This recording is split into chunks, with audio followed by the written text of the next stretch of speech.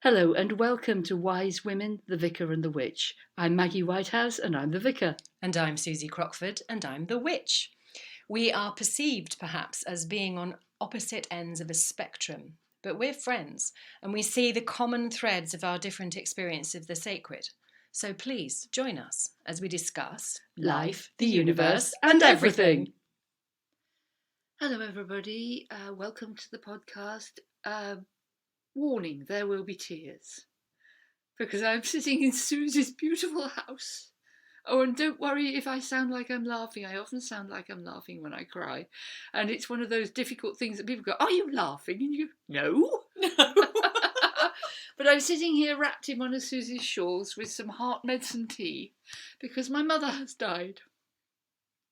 And even though I'm crying now, I am not grieving. I am in liminal space and I'm crying for many, many things, but not actually for my mother's death. And that's what we would like to talk about today, about the great and extraordinary complex relationship that you have with your mother.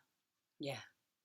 And the great and extraordinarily complex thing it is to be the daughter of a mother who you don't necessarily think to be wonderful or wish to emulate. Yes, and in the world, especially the sort of Americanized world of mom and apple pie.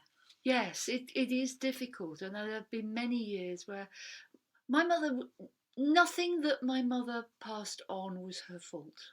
Yeah. Everything she threw to me was a softer ball than her mother threw her, for which I am profoundly grateful. Yeah. However, she was my karmic choice. And she had huge lessons to teach me, and they were not necessarily pleasant ones. No. She died at 93. The last day was perfect. And the patterns around her death are magnificent. And I'm so grateful that I can look at it from this wider picture. Mm-hmm. You know, she died on the beginning of the Saturn return of my father's death. So that's a completed cycle. A Saturn return is a completed cycle and an end point. And it's a birth point as well. So it's the end of this and the start of that. Uh-huh. It's the repaying, it's the karma. And is it 28 years? 28 right? to 30 years. Right. So it's 28 years since my father died, and it's 29 years, the end of the Saturn cycle of my marriage to my second husband, which is where I lost everything financially, materially. Okay. Yes, this all makes perfect sense. Yes, it does. And in a funny kind of way, you can say, how could any of this have happened in any other way? But of course, over the 29 years, there have been times where I'm going, for God's sake, Yeah.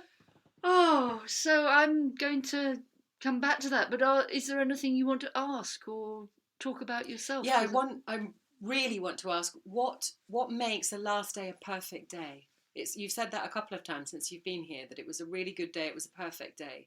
And bearing in mind how over the years, this might be massive projection on my part, but I would venture to suggest there have been no perfect days with your mother for at least some significant time.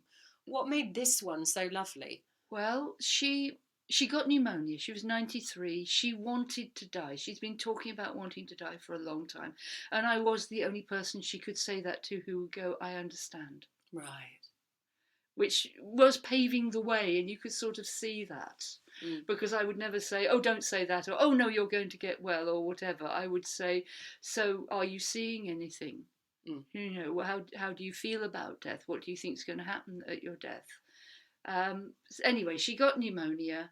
She was grumbling away about having a throat infection in the home, and eventually there was just a phone call which said, she's in hospital, can you come? Mm-hmm. And I was in Devon, so I was a good 3 hours away. So it was call your brother and your brother goes. And I did exactly the same as I did. Sorry, this is a long story, but then we've got 30 minutes. I did exactly the same as I did with my father. My father had a heart attack on his way into surgery for open heart surgery. And my stepmother called and said, come. And I didn't. I had breakfast and went and sat at the end of the garden and waited. Something just told me to do that. And then she called again and said, he's died. So the bishop was staying. It was seminary week, we'd had a more extraordinary week working with finding my power animal and things like that. So it was perfect that he was there, because I was going, I don't want to go, I don't want to go. And he was saying, the nefesh is allowed to protest, the neshama knows it must go. The neshama is the soul, the nefesh is the animal soul. You know, the part of us that, I want this, I want that, you know, part of the ego. Yeah. So I knew not to go that day. I knew I needed to prepare. I knew I needed to have a good breakfast the next day. I knew I needed another night with the bishop, to be honest. Yeah. And with my lovely lion as well.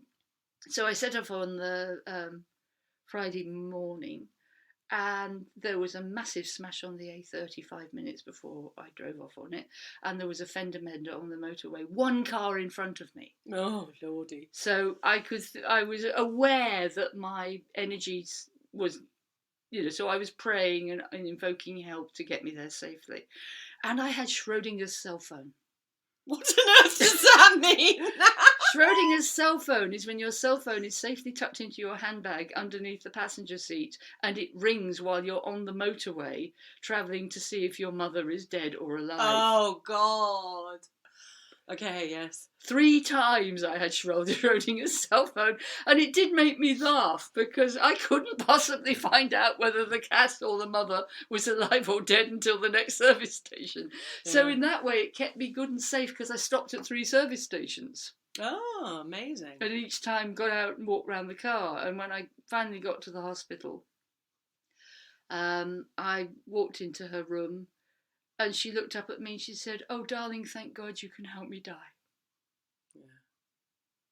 And that was such a greeting. Yeah.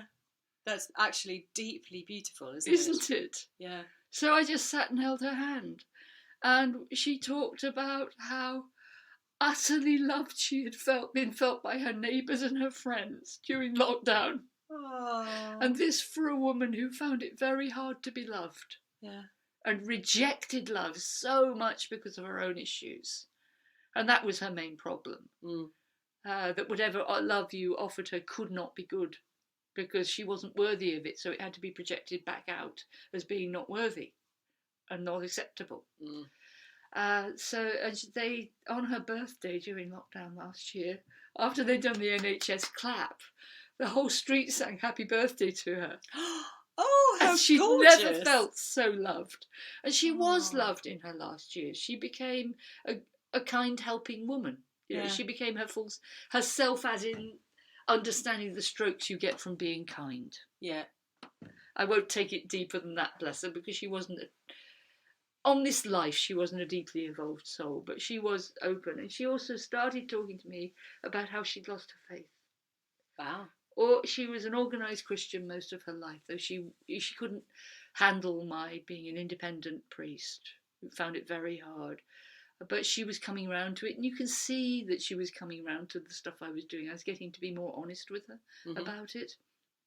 Because in the old days I used to hide a lot of the wanky bollocks stuff, because I didn't think she'd accept it. But as I got stronger, I realised I could speak my truth. Wanky bollocks phrase again. But anyway, so we talked about what God was actually probably like, you know, and that how religions were human constructs, and I think that helped her. And she suddenly started talking about seeing shadows of peoples with dogs. And that was so special, because she loved dogs. Right. And I said, well, they will be waiting for you, and one of those dogs will be Lucy. And was another that her will be dog? Lottie. Yes. Yeah. You know, and then she said, there's this extraordinary great light behind you, like gorse bushes. It's like a gorse bush. And I don't know the significance of a gorse bush. I shall have to look it up. I'd like to think it was a golden aura, but no, it was a gorse bush. Well, gorse bushes have golden auras, to be fair. So. Fair enough. And she said she saw the beautiful oak tree. And my brother said he came for about half an hour of this lovely time as well. And he said, you told me yesterday you saw an oak tree. Oh, no, an apple orchard. And she said, yes, but they don't stay. They don't stay. And I said, that's because you're not quite ready yet. And anyway, she was talking about how much she'd loved us at babies and how we'd suckled at her breast. Aww. And how we were as babies. So she was right back in that part of genuine love, if you know what I mean. Yeah. That was experienced by all. And I was fully prepared to spend the night there, because I could tell it was within the next 24 hours. Yeah. But at about 5 o'clock, she just said, No, I want you to go now. I don't want you to see me die. Thank you, darling. Goodbye. Wow. And then how long was it before she? It was the she following died? morning, and I channeled what I did with my father, and I channeled my mother again, because the following morning, 8:30, I slept late because I'd slept very badly. I was staying at my brother's in Worcestershire, which was an hour's drive away. And I had, for the first time since I've had my mobile phone live that night, because I don't have it by the bed. I don't have it switched on. But I knew that in this case the hospital would call, and they called at 8:30 and said, she's taken a concern for the worst, can you come? And I said, just so you know, it will be at least an hour. I cannot get to you for an hour and a half. And they said, okay. And my brother was just up in his PJs, and I told him, and he said, oh, well, I'll get dressed and we'll go. And I said, no, you sit down and have your breakfast. You have your normal breakfast. This is going to be a long day. Yeah. And he did, and he sat down his breakfast, and we missed her death by half an hour. The length of time it took for him to eat breakfast, but she didn't want you to. She didn't want us there. Yeah. No, she had said quite clearly. Yeah, and apparently that's incredibly common. Yes. Oh, when Henry was dying, the nurse said, you have to go away. He won't die while you're here. Yeah. In fact, he did. He was like Mother. He died very politely after breakfast, so nobody would be inconvenienced. But oh, to be so noble. I know, terribly. Oh dear. Anyway, so Michael dropped me off, went to the car park, and I got to the hospital. And ironically, because I was in dog collar, because it's so useful in a hospital, I went to the door of her room, and it had a notice on saying, please respect my dignity and speak to a nurse before you come in. And I thought, very close or gone. And I went to the nurse's station and said, I'm Maggie, I'm Thelma's daughter. And they said, yes, go on in. But they forgot to tell me she died. Oh, which was fine for me, because they'd laid her out beautifully, and I just went in, and it was a palpable shock, because I thought they would have told me. Yeah. But there she was, gone, and totally gone. Gone. Yeah, gone. Gone. But I did the prayers that I know of, and I anointed her body, and I spoke lovingly to her, and I said, go forth, good soul. And I rang the bishop immediately, because he went straight into all the wonderful esoteric rituals he knows to make quite sure a soul is through, and he did a requiem for her. Oh, amazing. It was crazy. That was so beautiful. Such a good man. And then I went out to meet my brother, who said, I know, she told me. And that was the first psychic experience that I know of that he's ever had. That his mother said, I'm going now, and told him to turn on a piece of music. Wow, beautiful. So he was fine. So that was beautiful, I think. And was she a granny? Has your brother got kids? Yes, and her 2 grandchildren. One of them saw her on the Thursday, and the other I phoned, and he spoke to her on the mobile phone on the Friday. Oh, how lovely. And she also, the last thing that we did together was, she said, you wrote to me, because I wrote to her every week. It was much easier than talking to her, and she showed everybody the letters, so I was writing to the whole community, and my brother had to read them twice. So she was a great writer herself. I lost my train of thought. What was the question? I don't know, but you were saying you wrote to her every week. Yes. Sorry, everybody. I think you're totally at liberty to lose your thread in a conversation such as this. So I'm very moved by the fact that you wrote to her every week. I know, hilariously, my own mother has apparently only in her entire life written something like 2 letters. I think my brother once had one, and I once had one. And yeah, sad to say that wasn't a good letter, but let's not go there.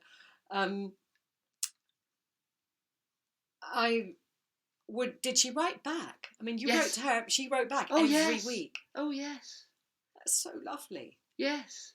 I came to dread the letters sometimes, because there was nearly always a snippy bit in them, because she was very good at being snippy with me. And the problem was, she was a writer. She wrote non-stop. She wrote the most incredible holiday diaries. She wrote a diary in the home. Have you ever seen the Eddie Izzard sketch about Noah's Ark? No. There's this wonderful little bit in it about a squid on the ark, wondering what it's doing on the ark, because it should be in the water, really, and writing a diary, Noah's Ark diary, day 1, using its own ink. Can't find Mrs. Noah, not enough towels. Sadly, my room is sadly wet. And a complaint there. And I was just so my mother. Because this diary that Michael picked up from the home to take into the hospital with her before she died, it was basically Julia Cameron morning pages. You know, she just wrote whatever came into her head. So it was Michael hasn't phoned. Maggie hasn't phoned. Maggie phoned at last. Michael phoned at last. You know, and what she had for lunch and how the people couldn't get her breakfast right. So it was all small stuff, but she just wrote and wrote and wrote and wrote and wrote and wrote. She wrote her funeral. So the first thing to say at her funeral is that, in line with one of Mother's favourite radio shows, there will be no repetition, deviation or hesitation during this funeral. And she wrote that? She didn't write the hesitation, deviation or that. No, she wrote the funeral itself, all the hymns and everything. We are permitted to have some prayers as long as they're short and audible. Because, of course, she was never deaf. We mumbled. Right, obviously.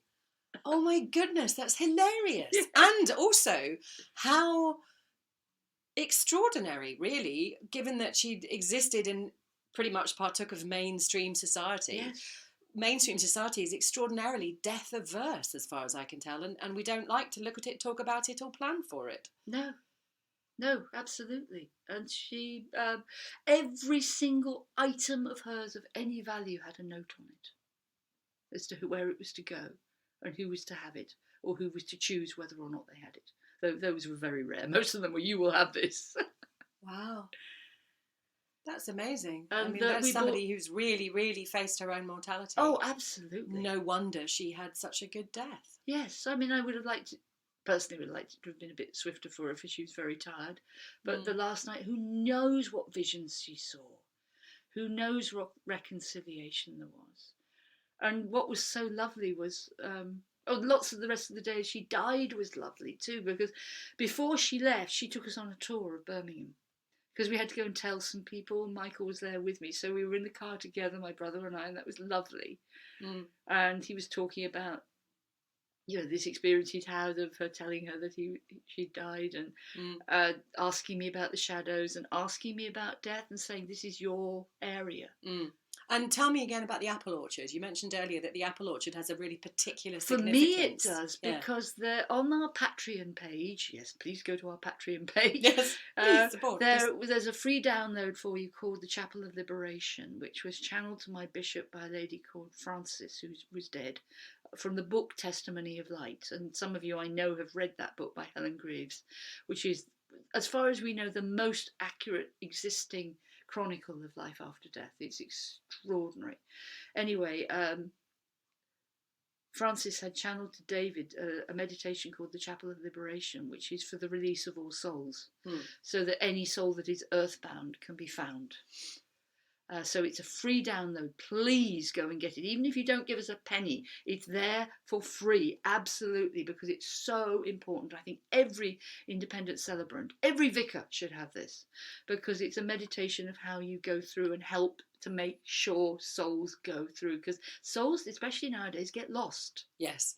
And I was about to add, I haven't read it, but potentially something every shamanic practitioner should have also. Yes. Because psychopomp, in our word, is so important. And because we do live in a culture where over many decades now we've been terrified of looking at, speaking about, or planning for our death, souls don't know where to go. They don't believe in heaven anymore half the time, but they're slightly alarmed that maybe hell might exist. Exactly. Which is hilarious.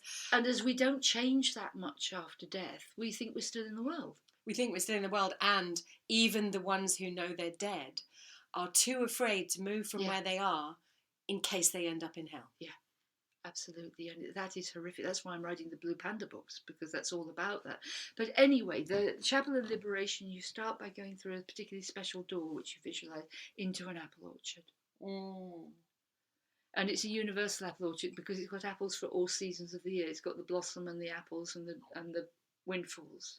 beautiful. And the window, and you walk through that into the valley where the great cathedral is, which has the Chapel of Liberation on its side.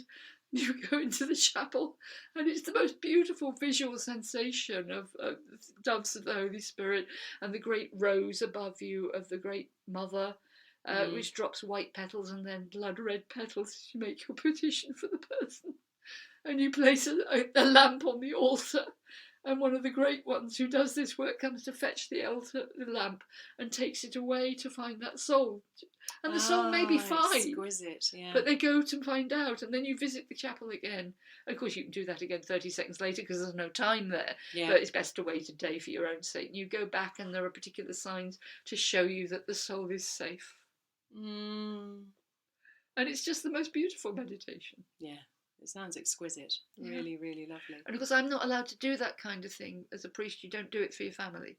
No. Your colleagues do it. Yeah, as a shamanic practitioner, you don't do it for your family. No, absolutely not. Apart from anything else, they might recognise you and cling to you. Yes. Yeah. Which souls will do, because I think the best idea is you die. In the Terry Pratchett story, you go to a desert, and death says you walk and you find what you find. But imagine if you're in this desert or this place and somebody comes along that you recognise or sees you, you're going to clap that on as fast as possible. And that's why so many of us do carry around a certain amount of... Yeah, absolutely. Souls. I had a dear friend who carried her twin who died before birth for 60 years, until we worked out what the hell was going on with her chronic fatigue. Right, yeah. Release the soul, she's better. Yeah, absolutely. Yeah. Why the hell didn't I spot that one earlier, Well, things are only ready when they're ready, aren't they? But anyway, if I may go on, we knew we had to start telling people, and my mother had 2 adopted daughters since I moved to Devon, because I prayed that she would have another daughter. And she had one incredibly dear to her, Felicie Fell, and another Renata, who was nearly as dear, but took my place a bit more, I think. You got complaints about. Disapproved of daughter. Yes. Anyway, Fell was the first one we had to tell, really, even beyond the relatives, because she adored my mother and my mother adored her, because they had the perfect mother-daughter relationship without the background, without the holes in the aura. Fell's own mother had been a real sad challenge to her, so her relationship with mine was so healing.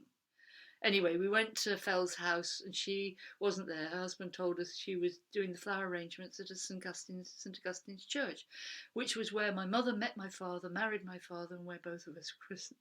Wow, that's proper history. Isn't that proper history? Yeah. So there I was walking up the aisle at St Augustine's. This was me back in vicar mode again, because my brother will always take the lead in legal and professional things, being a top-notch lawyer and all that. But this stuff, he was deferring to me the whole time, which was also incredibly healing for both of us.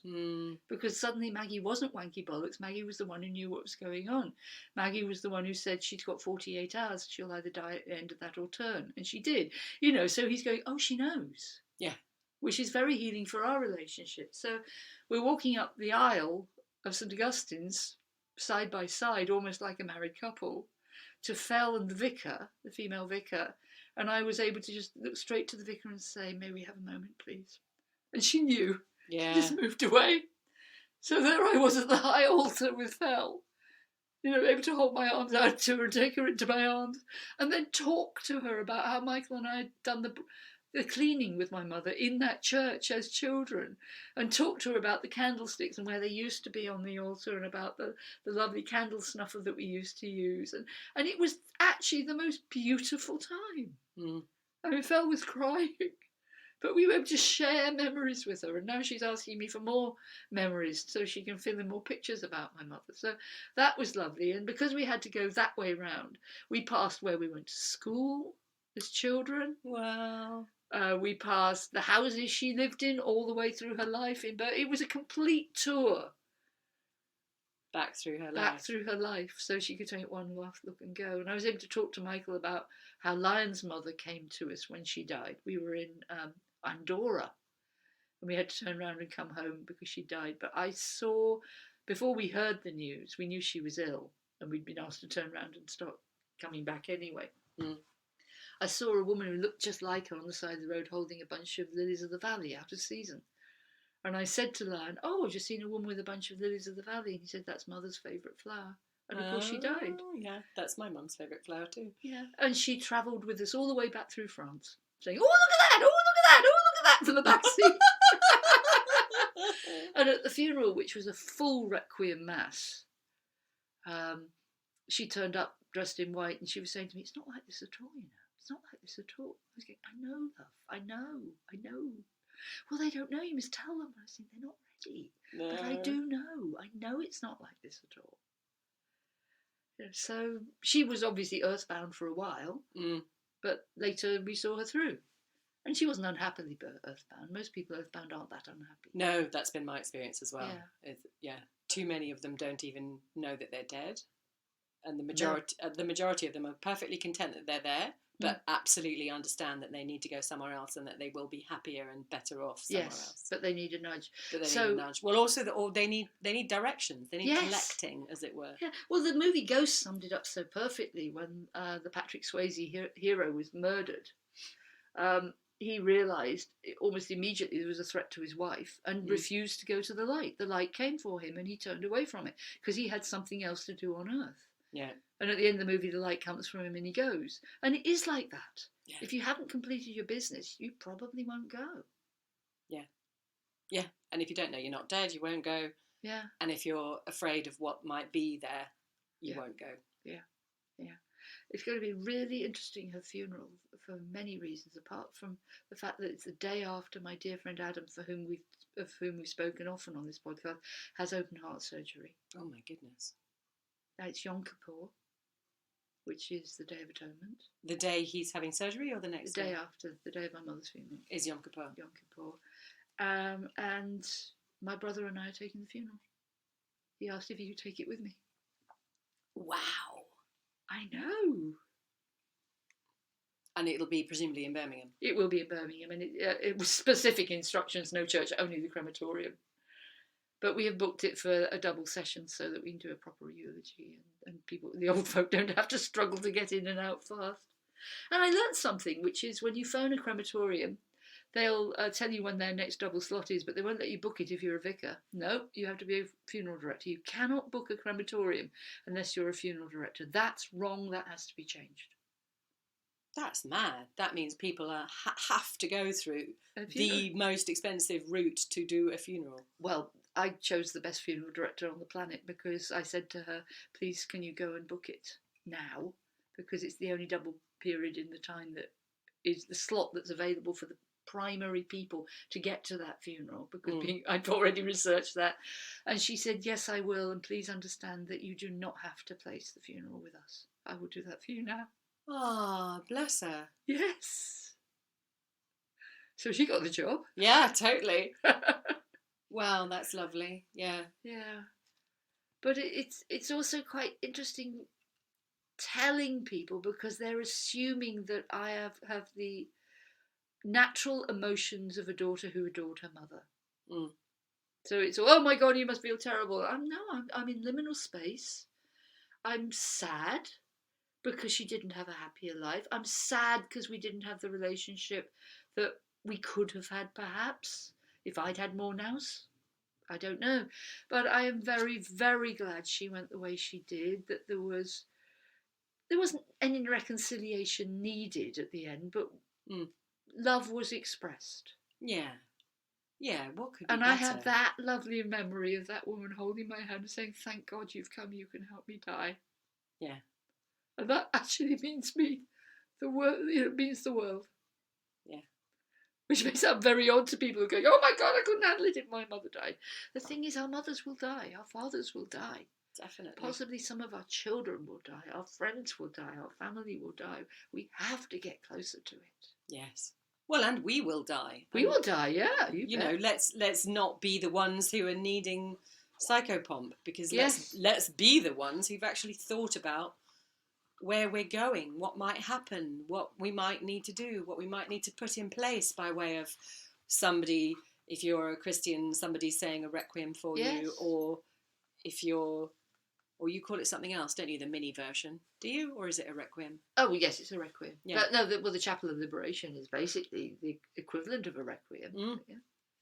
And you don't need a requiem; it's just a formula that some people know which will work. When you say a full Requiem Mass for somebody who considers themselves to be in hell after death, because they are in mud, if you see what I mean, emotional mud. Because they were in emotional mud in their life probably, and they're still in the level. If you say a Requiem Mass, when you speak their name, they hear it, and the angels hear that name and go, look. So it's the same as the chapel. Right. So they go, oh, somebody's calling my name, and the angel goes, gotcha. And for those of the non-Christian persuasion who might be listening to the Vicar and the Witch discuss these things, then if you believe or feel or even half suspect that there are people who you knew or loved who are dead, then a shamanic practitioner who performs what's called psychopomp. So the basically it's pretty much exactly that. You go to meet your spirit allies. The shamanic practitioner goes to meet their spirit ally, and they go looking for the souls of those who need to go to in my language, the land of the ancestors. Yes. And they are taken there by a spirit who is able to go from this world to the next, to the Karen next, or Sharon or however you pronounce. Like Sharon, yeah. Yes. Yeah. A spirit that works between the two worlds. Yes. Indeed. Across the river Styx. Yes. Or I mean, that it's just so completely clear to me that all of our stories, whether they're your stories, my stories, the stories of Sharon and the River Styx, the stories of St. Michael, whoever, it's one story. That's it. We're all talking about the same thing. We've just made the story in different ways with different characters, and it matters not. The people, our souls, need to get from here to there. And what the story is about where here is or where there is or how we get there matters not. What matters is that the journey be undertaken, and that when we're dead, we don't stay here. Yes. Not as necessarily a physical location, but as a way of being. We have more to do. There's the next great adventure, whatever that is. Absolutely, the next great adventure, and she's on it. I've got this dear friend Deb Rowley, who's on Facebook, and she's brilliant at these things too. And I told her about Mum, and I said, David will take care of it, but it'd be lovely to hear your take on it. And she said, and she came back to me and said, oh yes, I saw her go through the door. She actually also saw the process, which David was doing pretty much, which was amazing. And she said, I saw her, and she practically flounced. She said she danced. She turned around as if to say, look, I'm here. And then she said, I sensed your father, which was lovely because they broke up a long time ago, come towards her with a strong masculine energy. And she said a couple of things. I've forgotten one of them, so it's probably not appropriate. But she said, I was hard to love. To my father. Ah, wow. That was amazing. Yeah. So I know she's through safe. I know she's a darn sight happier, though her last years were happy. Yeah. She had so many lovely friends. And I'm going through the process of, I don't have to phone her. I don't have to write for her. And I'm getting some regret, but I'm just actually feeling huge relief. That difficult life for that woman is through, and she learnt some things. She was reconciled with my father. And yes, the glorious thing was I looked through the CDs I've got in the car, because I've got an old-fashioned car who plays CDs, and I've still got my mother's car that plays cassettes, but that's another point. And I got Carly Simon, Greatest Hits, and she has a song called Like a River. Which is about the death of her mother. Do you know it? I don't, but I love Carly Simon. Yeah, it's beautiful. She said, I'll wait no more for you like a daughter. That part of our life together is over, but I will wait for you forever like a river. And there's more about it, things like, do you know any more about God?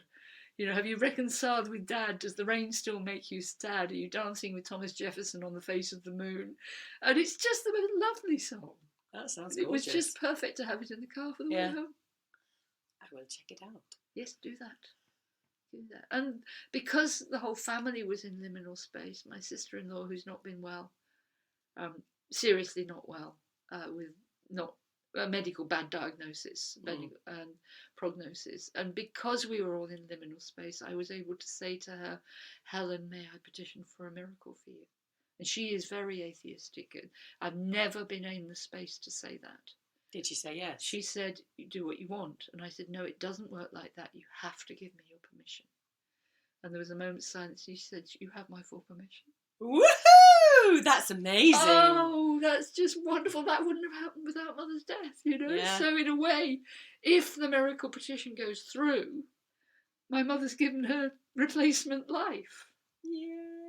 Because Helen is now the matriarch of the family. It's the wife of the eldest son. Yeah. You know, and these things do work.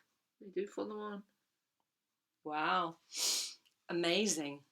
Okay, I'm really chuffed for you because I know how much you care for her, and obviously your brother cares for her. So, indeed. Yeah. And I had spoken to him about it. He said, please, can I give my permission because her life affects my life? And I said, I wish it were like that, but no, it's her free will. It's got to be her free will. Yeah. But I did tell him that she'd said yes, and he cried. Aww. Oh, lots of tears, and they seem like good tears. They're all good tears. Yeah. So she might have been an absolute termagant, intractable, indomitable old bat. But thank you, Mum, because that going was magnificent. Yeah.